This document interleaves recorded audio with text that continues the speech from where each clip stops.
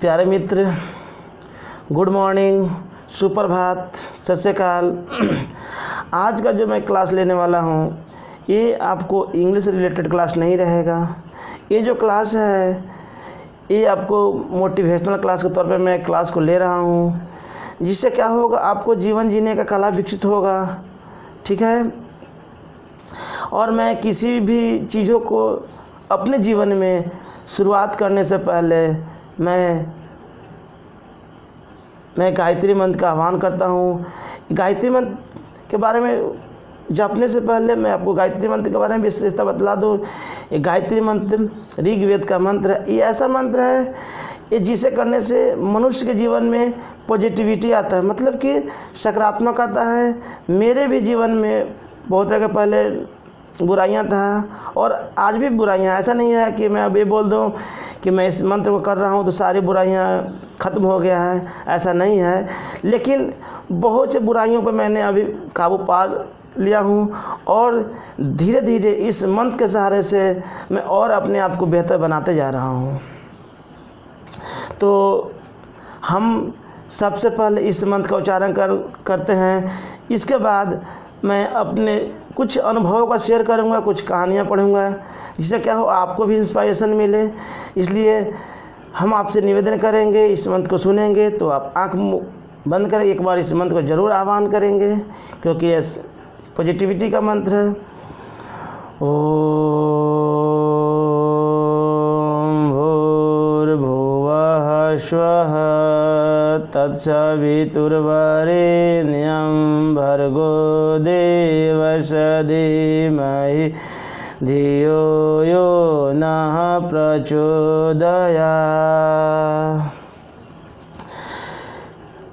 मैं जो भी हमारे यूट्यूब के माध्यम से सुन रहे होंगे वो द्योतुल भाइयों को मैं कोटि कोटि सादर प्रणाम करता हूँ, तथा देवी स्वरूपा बहनों को भी मैं प्रणाम करता हूँ।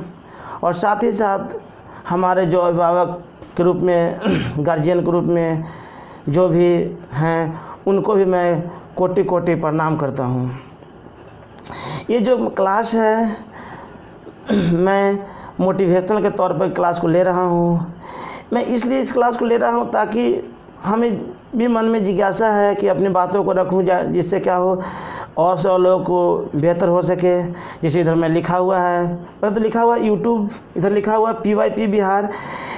ये बिहार प्रांतीय युवा प्रकोष्ठ का साइट है। आप इस पर विजिट करेंगे तो तरह तरह का वो वीडियो मिलेगा जो हमारे भैया लोग द्वारा मार्गदर्शन किया जाता है। ये जो कार्यक्रम है ना, ये प्रत्येक रविवार को सुबह और शाम चलाया जाता है। ठीक है, ये सुबह और शाम चलाया जाता है, प्रत्येक रविवार को चलाया जाता है। अभी तो लॉकडाउन है इसलिए तो अभी ऑनलाइन क्लास हो रहा है, इसका टाइमिंग अभी अलग है। ऐसे जब ऑफलाइन रहता है, मतलब कि अभी तो कोरोना की वजह से नहीं हो पा रहा है, इसलिए ऑनलाइन हो रहा है। तो ऑनलाइन तो ये होता है 11 बजे होता है, PYP पे ही हो रहा है, तो आप उसे देखें। हम तो इसमें ज़्यादा कुछ नहीं कह पाएंगे क्योंकि हम तो अभी एक तरह से समझेंगे कि अनुभवहीन ही है। लेकिन इस साइट पे जाएंगे तो हमारे बड़े भाई द्वारा, हमारे जैसे उसमें मनीष भैया हैं, निशांत भैया हैं, राजीव भैया हैं, और भाई उसमें लोग हैं जो क्या है बहुत अच्छे प्रेरणा देते हैं। उनसे मैं सीखा हूँ और उन्हीं से सीखकर मैं आज जो काबिल हूँ, दो बात बोलने का क्षमता रखता हूँ, या आज जो दो बात हमें बोलने का ज्ञान प्राप्त हुआ है उन्हीं के बीच रहकर भी प्राप्त हुआ हमें है। और इधर लिखा हुआ है अपना सुधार संसार की सबसे बड़ी सेवा। सबसे छूट गया यहाँ पे है, मतलब कह रहा है कि अपनी सुधार ही सबसे बड़ी सेवा है। इसलिए मित्र, किसी को कहने से पहले अपने जीवन में खुद सुधार करें। मैं कुछ सुधार किया हूँ तभी आपके बीच में कहने का साहस रख रहा हूँ। ऐसा नहीं कि मैंने अपने जीवन में कुछ सुधार नहीं किया हो आपके बीच में मैं कह रहा हूँ, ऐसा नहीं है। मैंने बहुत ही सुधार किया हूँ। जो सुधार किया हूँ आपको धीरे धीरे अब सेशन में बताएंगे मैंने अपने जीवन में क्या सुधार किया हूँ। और नीचे लिखा हुआ ऑलवेज थिंक पॉजिटिव। आदमी को हमेशा सकारात्मक ही रहना चाहिए, आदमी को हमेशा सकारात्मक रहना चाहिए। और जो मैं यही बता रहा था कि मैंने क्या अपने जीवन में सीखा हूँ। मेरे जीवन में एक समय ऐसा भी था ना कि मुझे रात रात भर नींद भी नहीं आता था मेरे मित्र। किसी तरह की परेशानियाँ हैं, लेकिन जब से मैं इस गायत्री मंत्र का आह्वान करता हूँ, इसका नियमित मैं सुबह और शाम मेडिटेशन करता हूँ, मेडिटेट करता हूँ, तो अब हमारे जीवन में काफ़ी सुधार है। बहुत मैं खुश भी रहता हूँ आज।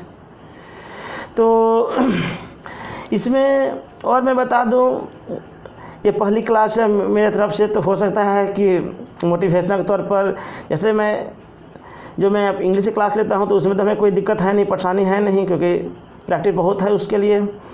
लेकिन मैं पढ़ाते वक्त अपनी क्लास में भी बातों को पॉजिटिव को शेयर करता हूँ तो अलग बात है। लेकिन आज ये जो एक तरह से क्या है, रिकॉर्डेड क्लास है, यहाँ पे शेयर करने का पहली मौका है।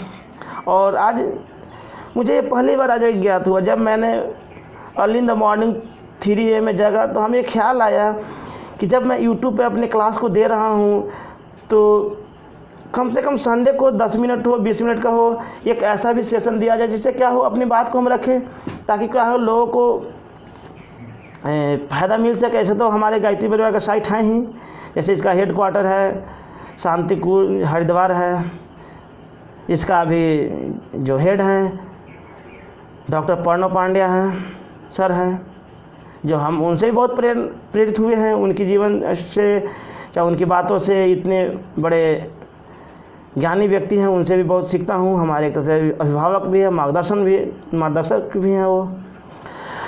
तो आज का मैं बात कर रहा हूँ, मैं छोटी छोटी कुछ प्रसंग को लूँगा और इसके माध्यम से बताऊँगा।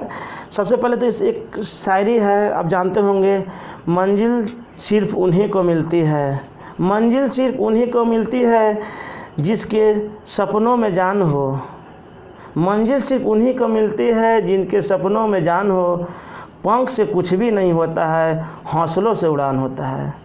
मतलब कि क्या है, अगर कॉन्फिडेंस है तो ही हर चीज़ हो सकता है, विदाउट कॉन्फिडेंस आप कुछ नहीं कर सकते हैं। किसी भी काम को करने के पहले क्या होना चाहिए, आदमी को विश्वास रखना चाहिए।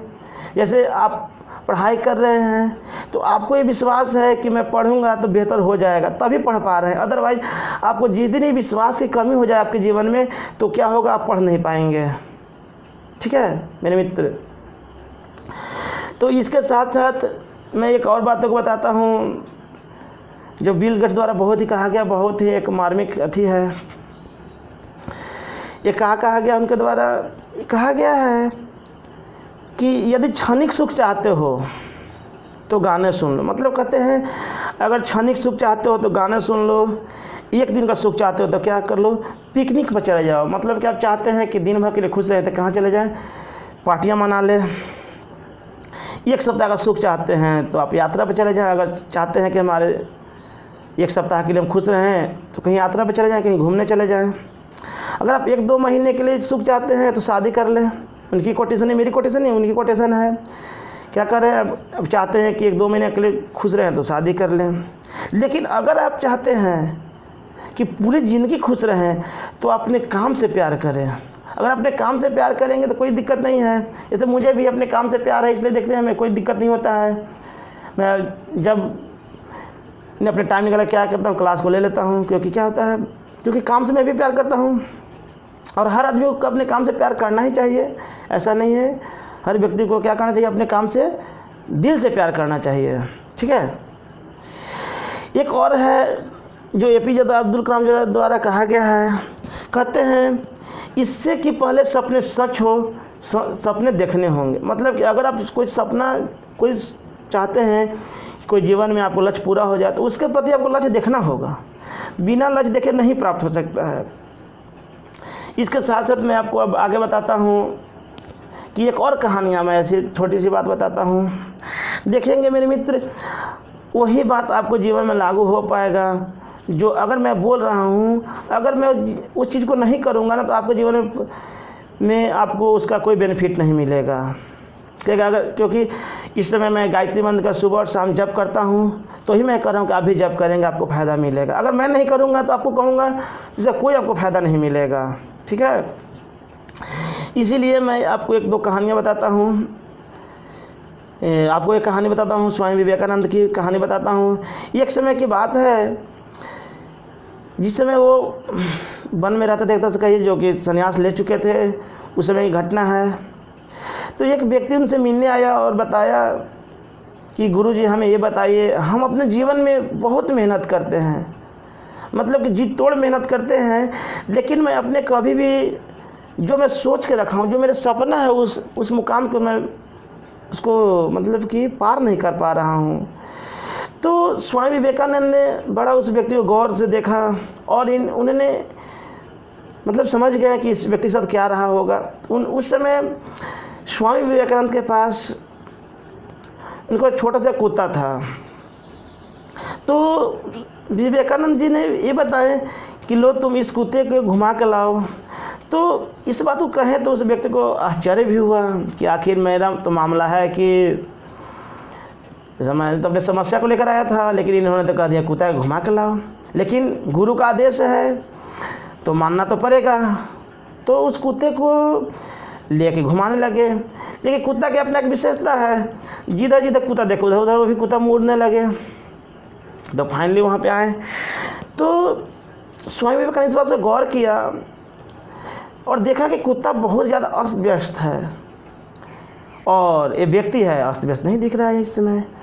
तो उन्होंने पूछा कि आखिर ये क्या बात है कि तुम इतना कौन नॉर्मल दिख रहे हो, ये कुत्ता इतना हो तो शाही दिख रहा है, इतना थका थका दिख रहा है। तो उन्होंने बताया कि गुरुजी बात ऐसा है, जो कुत्ता था ना, जिधर जिधर कुत्ता को देख रहा था उधर उधर दौड़ कर भाग जा रहा था, चला जा रहा था, यही कारण है कि इतना ही थका थका दिख रहा है।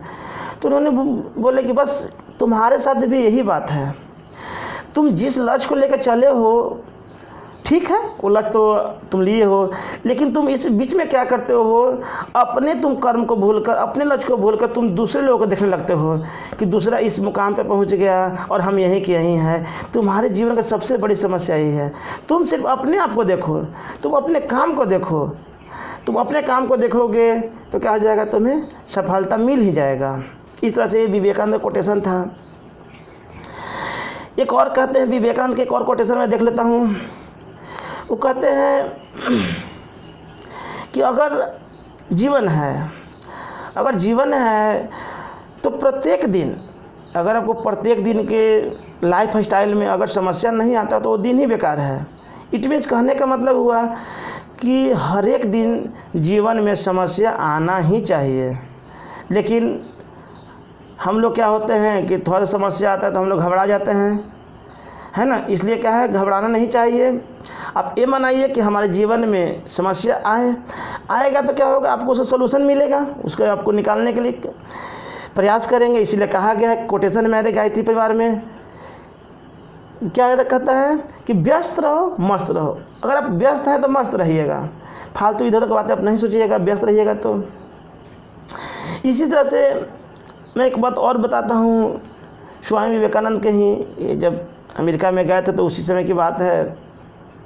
एक बार ये नदी के किनारे से कहीं जा रहे थे, ठीक है, नदी के किनारे से जा रहे थे तो कुछ युवा साथियों को उन्होंने देखा कि एक कोई ऐसा पॉइंट है, उस पर क्या लोग निशाना लगा रहे थे, लेकिन निशाना लग नहीं रहा था।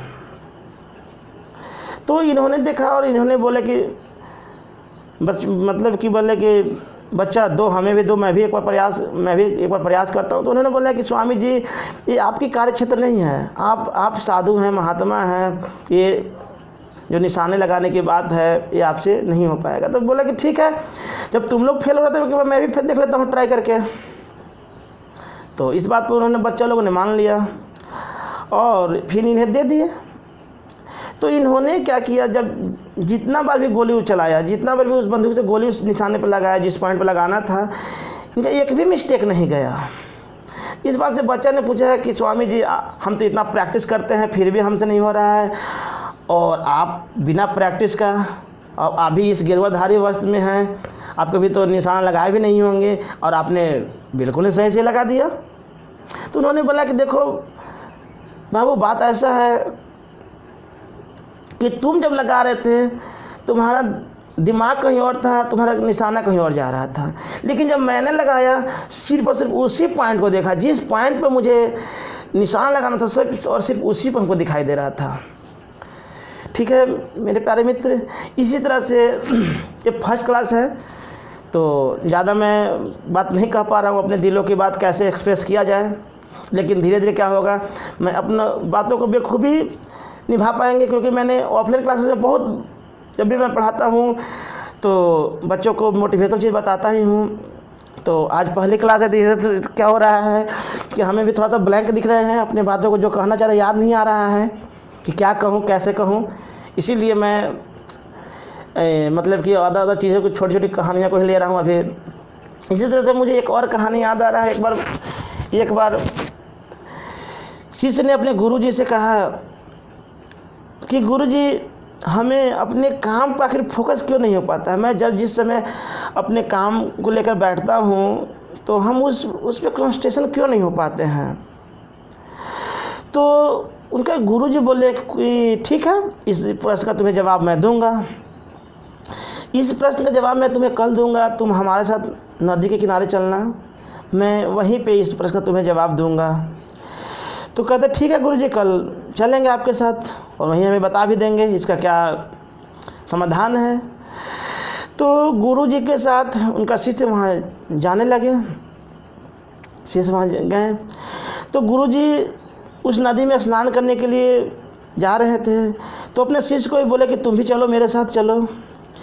जैसे ही थोड़ी दूर आगे गए, जितना में पानी में मैंने क्या हो डूब सके, तो अचानक गुरुजी क्या किए ना, एक बैग क्या किए, उस शिष्य को मूड़ी धर के, मैंने गला धर के क्या किए, पानी में मैंने डाल दिए। अब इससे क्या हो रहा था, उसका शिष्य बहुत अंदर छटपटा रहा था। वो क्या करता, बाहर निकलने का प्रयास कर रहा था, लेकिन गुरुजी इतना उसे जकड़ लिए थे, कस के पानी में बोले हुए थे कि वो निकल नहीं पा रहा था। बहुत अथी थोड़ी देर के बाद मतलब गुरुजी को लगा कि अभी इसे कुछ ना कुछ अनुभव हुआ होगा, इससे सीख लिया होगा। उसके बाद उन्होंने गुरुजी ने क्या किए, उसे बाहर निकाला और पूछे कि अब बताओ, अब तुम्हें क्या अनुभव हो रहा है। तो बोले कि जब तुमको मैं पानी में बोड़ा था तो तुमको क्या दिखाई दे रहा, क्या तू सोच रहा था। तो बोला गुरुजी, हमें एक ही चीज़ दिखाई दे रहा था कि हमें सांस कैसे लें, क्योंकि पानी के अंदर सांस नहीं ले पाता, हम बस यही चीज़ सोचते थे कि सांस कैसे लें। तो फिर यही बोले गुरुजी कि यही तुम्हारा जवाब है, तुम जिस समय काम करो सिर्फ उसी काम को ध्यान दो, बाकी चीज़ों पर तुम ध्यान नहीं दो। तो इस तरह से ये भी बात है।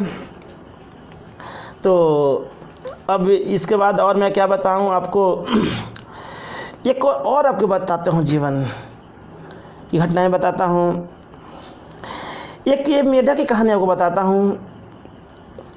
एक समय की बात है, कुछ मेढक था और सब मेढक ने क्या लिया, मतलब ये प्रण लिया क्या करेंगे, हम लोग पहाड़ को चढ़ेंगे। 4-5 मान लीजिए, चार मेढक, मान लीजिए 4 मेढक था। सबने क्या किया, प्लान बनाया क्या करें, हम लोग पहाड़ को चढ़ेंगे। लेकिन जैसे ही चढ़ने लगा ना, तो कुछ ही दूर गया तो एक मेढक ने देखा, करे बाप रे बाप, इतना हाइट है, हम चढ़ पाएंगे नहीं चढ़ पाएंगे, उतर गया। इसी तरह से एक उतर गया, फिर तीनों आगे बढ़ते रहा। उसके बाद थोड़ा और दूर गया तो एक और के मन में आया, इतना हाइट है, गिर जाएंगे मर जाएंगे। वो भी क्या किया, वो भी उतर गया। इसी तरह 2 उतर गया, 2 और आगे बढ़ने लगे।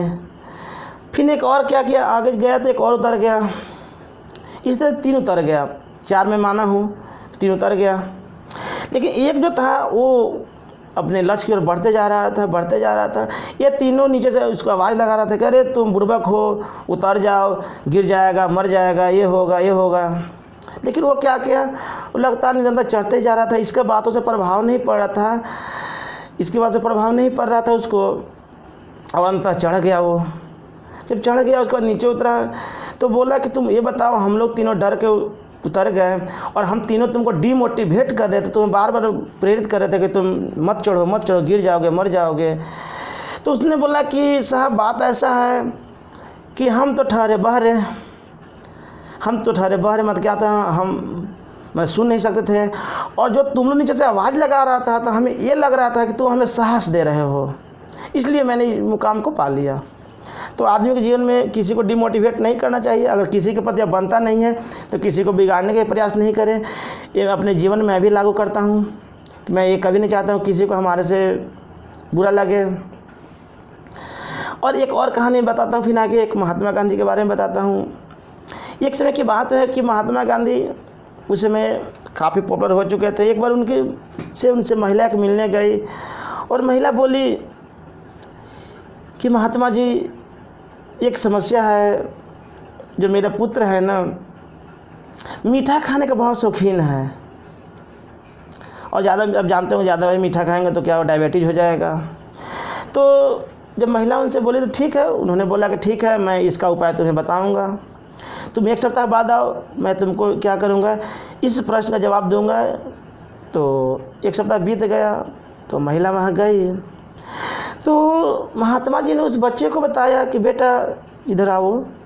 उस बच्चे को बताया कि बेटा देखो, ज़्यादा चीनी नहीं खाना चाहिए, चीनी ज़्यादा खाएगा डायबिटीज़ हो जाएगा, ठीक है बाबू, चीनी ज़्यादा नहीं खाना चाहिए, ठीक है।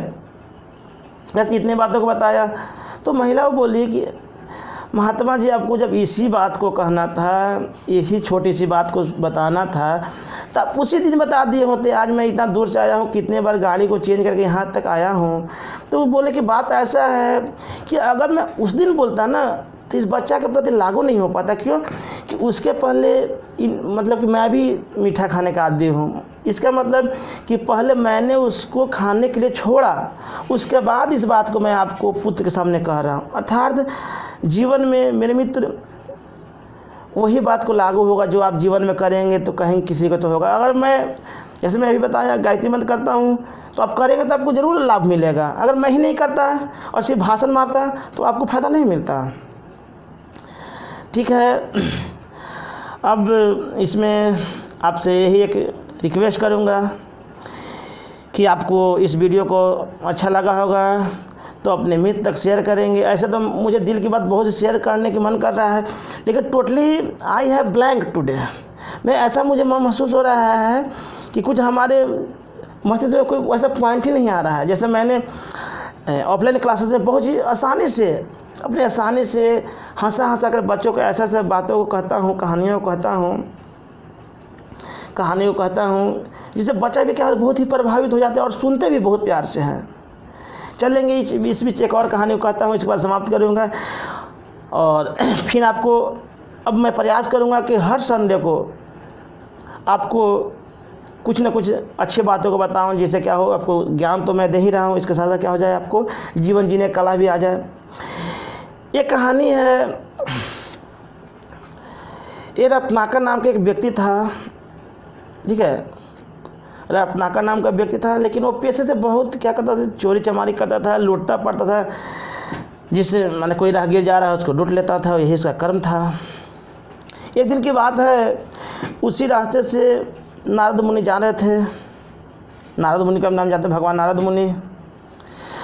तो उसने उसे रत्नाकर नाम का जो व्यक्ति था उसने पकड़ लिया और कहा कि तुम्हारा ये जो सारंगी उरंगी सब मैं क्या करूँगा, छीन लूँगा। तो बहुत प्यार से ये बोले कि आखिर तुम चोरी किसके लिए करते हो। नारद जी बोले आखिर तुम चोरी किसके लिए करते हो। तो इन्होंने बोला कि मैं अपने परिवार के लिए करता हूँ साहब। तो क्या अगर तुम चोरी कर रहे हो, ठीक है, तुम चोरी कर रहे हो, उससे तुम्हारा परिवारिश हो रहा है परिवार का, तो पाप तुम कर रहे हो, तो पाप है, चोरी करना तो पाप है, पाप तो कर रहे हो। लेकिन जो तुम पाप की कमाई कर रहे हो तो तुम्हारा सब कोई खा रहा है। तो अगर कोई तुम्हें, अगर ये पाप कर रहे हो तो क्या तुम्हारे पाप में क्या तुम्हारा परिवार से भागीदारी लेगा। तो बोले, रत्नाकर बोला कि नहीं हम आपको छोड़ नहीं सकते इस समय, क्योंकि आप भाग जाएंगे। ये प्रश्न पूछने की जो बात कर रहे कि जाओ तुम अपने परिवार वाले से पूछ के आओ, आप भाग जाएंगे, हमें फुसला रहे हैं। तो बोला कि नहीं, तुम विश्वास हम पे मानो तो हमें लो, इस पेड़ में क्या करो, हमें बांध दो और इस प्रश्न को पूछ कर तुम अपने घर वाले से आओ। तो भागा रत्नाकर नाम का व्यक्ति अपने घर गया और बोला कि ठीक है, मैं तुम लोग को तो खिला रहा हूँ, चोरी करके लाता हूँ, तुम लोग मस्ती से खाते हो, मैं भी खाता हूँ, तो जो मैं पाप कर रहा हूँ क्या तुम इस पाप में भागीदारी होगा। तो उनके परिवार वाले ने बोला कि नहीं, जब तुम पकड़े जाओगे, तुम्हें कोई पीटेगा, तो उसमें हम आपको सहयोग नहीं करने वाले हैं। ये भागा फिर वहाँ से लौटा और बोला कि हमें माफ़ कर दे, अब मैं इस गलत काम को कभी भी नहीं करूँगा। रत्नाकर नाम के व्यक्ति ने बोला। तो बोले कि देखो, अब तुम ऐसा करो, तुम राम का जाप करो, इससे क्या होगा, तुम्हारे जीवन में बहुत सुधार आएगा और तुम एक अच्छा इंसान बन जाओगे। तो बोले कि हम जीवन में साहब इतना मैंने बुरे से बुरा कर्म किया हूँ, इतना चोरी चमारी किया हूँ कि हम तो ये बात को मतलब कर ही नहीं सकते हैं। तो ये तो नारद मुनि है, ये तो भाई त्रिकालदर्शी है, तो हंसी जानते हैं क्या होगा। इन्हें कोई बात नहीं है, तुम राम राम का जाप नहीं कर सकते, तुम मारा मारा का जाप करो।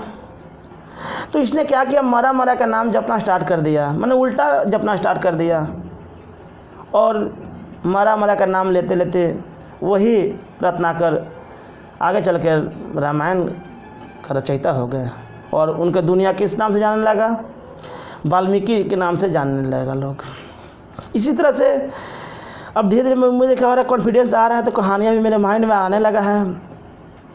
एक और कहानियाँ मैं बताता हूँ, इसके बाद मैं फाइनली बात को स्टॉप करूँगा, और अगले बार से क्या करेंगे, और थोड़ा सा हम भी प्रिपरेशन कर लेंगे अच्छे से इस टॉपिक पे, हर एक पे क्या बोलना है, क्योंकि मैंने आज तैयारी किया नहीं कि क्या बोलना है नहीं बोलना है। मैंने क्या किया, अपना रिकॉर्डेड क्लास में आया और आपसे बात करने लगा, क्योंकि देखेंगे कोई भी काम के पहले आदमी को प्रिपरेशन होना ज़रूरी होता है। प्रिपरेशन नहीं करेंगे तो क्या हो जाएगा, आप जाएंगे वहाँ तो क्या हो जाएंगे, आप ब्लैंक हो जाएंगे, वहाँ पे जाएंगे तो क्या हो जाएंगे, आप ब्लैंक हो जाएंगे। तो ये भी एक कहानी है, बहुत ही सीख देने वाली कहानी है। ये जो कहानी है तुलसीदास के बारे में कहानी है। किसके बारे में कहानी है, तुलसीदास के बारे में कहानी है। एक समय की बात है, तुलसीदास कि अपने पत्नी से बहुत ही क्या था, लगाव था। बहुत, मैं छोटी सी कहानी शॉर्ट में कह रहा हूँ, क्या था, उनकी पत्नी से बहुत ही लगाव था। तो उनकी पत्नी जो थी मायके चली गई थी और ये अपने घर पे थे। रात में इनको स्मरण आया कि उनसे मिलना चाहिए। तो उस समय नदी में क्या बाढ़ आया हुआ था, और इन्होंने आव न देखे ताव देखे और नदी में कूद गए। संजोग भी अच्छा रहा कि कोई लकड़ी का कोई ऐसा चीज़ था, उसके सहारे क्या कर गए, उस नदी को क्रॉस कर गए। अब रात के समय है तो वहाँ भी गए, तो भाई तो दरवाज़ा स्वाभाविक सी बात बंद रहेगा ही रहेगा। तो इससे क्या हुआ, उन्होंने क्या किए,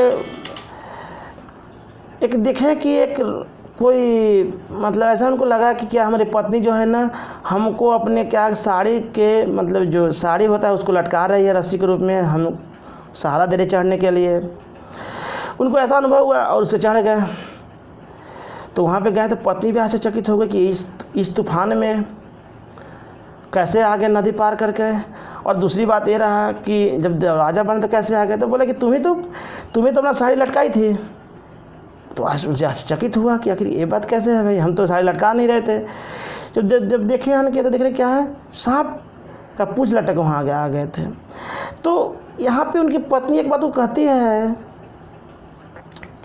कि अगर आप हमारे प्रति इतना मतलब कि हमारे लिए आप इतना मतलब कि जो जान जोखिम डाल सकते हैं, आप इतना मतलब कि अपने आप को मतलब कि खतरा में डाले हैं, शायद अगर आप इतने ही अगर एफर्ट, अगर इतने ही प्यार अपने भगवान के प्रति लगा देंगे तो आप महामानव बन जाएंगे। एक तरह से यही बात कहा गया।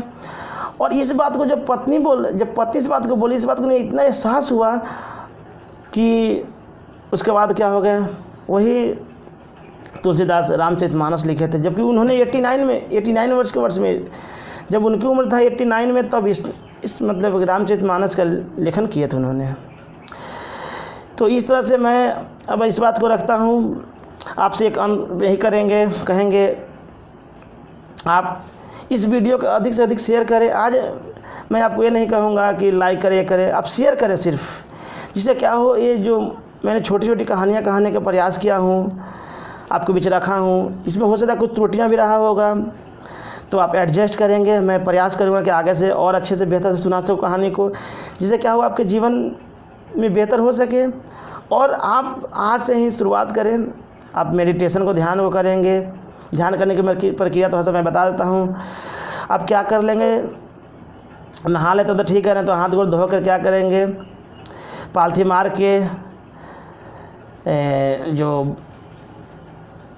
मार के क्या करेंगे, एक अच्छे सोच करेंगे, या फिर आप गायत्री मंत्र का चैंट करेंगे, जो मैंने शुरू में गायत्री मंत्र को कहा था उसको भी आप जाप करेंगे तो धीरे धीरे क्या होगा, पॉजिटिव आने लगेगा आपके जीवन में।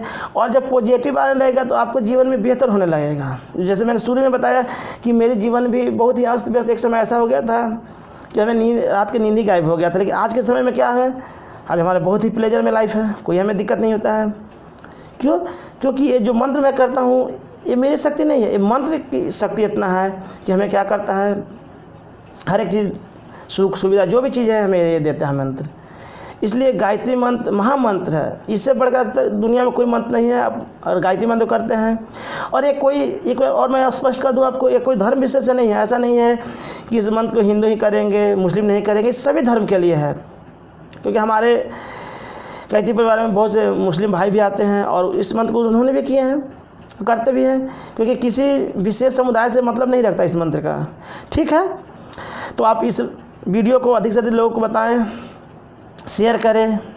और आप अंत में ही कहेंगे, व्यस्त रहें, मस्त रहें, हमेशा खुश रहें। ओके।